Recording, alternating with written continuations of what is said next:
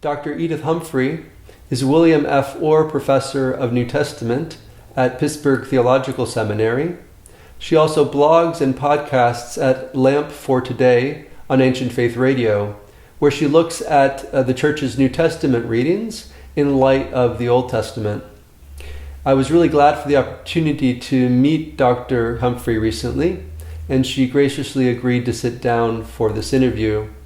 So without further ado, I hope you'll enjoy this episode from my interview with Dr. Edith Humphrey.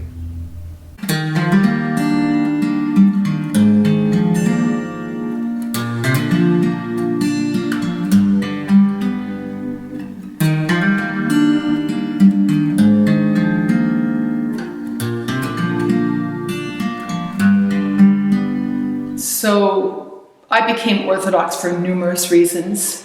One was that I was having a lot of second thoughts about my movement from the Salvation Army to the Anglican Communion. I had been raised in the Salvation Army and fourth generation Salvationist, so leaving it was very hard, but sometime in my late 20s, I came to have a real desire to understand what the church was, and Anglicanism went part way in showing me that. Also, the worship in the Anglican parish where I went, and I think that this is true in most places, was not human-centered, but was really interested in giving adoration to God. And I found that to be really refreshing after my Salvation Army experience, which was full of good intentions and wonderful piety and beautiful people, but the service's climax was introspection. What do you need to give to God? What isn't right in your life? And because they didn't have communion, that's where you were left, really, at the end of the service. So Anglicanism was an escape from that, and I found that worship was really directed towards God. However, it became evident to me through the culture wars that were going on in Canada and also in the U.S. We moved from Canada to the U.S. In the Anglican Communion, that even the conservatives in the Anglican Church were unstable as a movement, whether it was the Essentials movement in Canada or the ACNA in the States.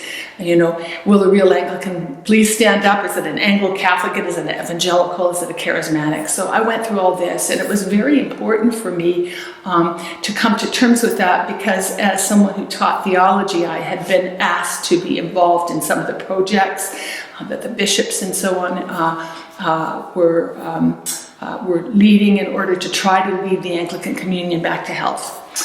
And all during this time, I had come into contact with Orthodoxy, first with a little Orthodox parish in Ottawa, and then later Orthodox people in Pittsburgh when we moved. And so as there was this push out of Anglicanism because it had an instability and I couldn't really discern what the community wanted to be, at the same time there was this beautiful pull into Orthodoxy. I was attracted because of the quiet depth of the worship. I was attracted because theologically it seemed to be able to hold together antinomies, opposites, in a way that you frequently saw Protestants and Catholics in conflict about, that there was a third way through. I was at first concerned about its ecclesial claims to be the apostolic church. That for me was a barrier, but eventually I came to understand that. And sort of the last hurdle for me to jump was coming to understand the special place of the Theotokos. And strangely, that came about at a time when I was doing some study on Isaiah. And when I was studying Isaiah 6, I could see all kinds of paradoxes. And one that struck me was that the coal that was placed on Isaiah's mouth, it's taken by tongues and taken by an angel, so it's mediated, but is placed immediately on Isaiah's mouth. And I was reading this at the same time as the feast of the meeting in the temple, and came across that beautiful hymn about that holy coal that Isaiah saw of old now rests in the virgin's arms like tongues. And I thought to myself, oh, the Theotokos isn't between us and God and Christ to obscure. She brings Christ near. And for me, that was sort of the last barrier and the last penny to drop so that I could make the move into Orthodoxy. But it was really long. It took 13 years from the time I first met an Orthodox to the time that I actually made the move and asked for the priest to chrismate me. Hi again. Hope you enjoyed this episode from my interview with Dr. Edith Humphrey. Please leave a comment below letting me know what you thought of this episode. And please subscribe below to get notified when new episodes become available, which happens every Friday. Have a great weekend, and we'll see you next week.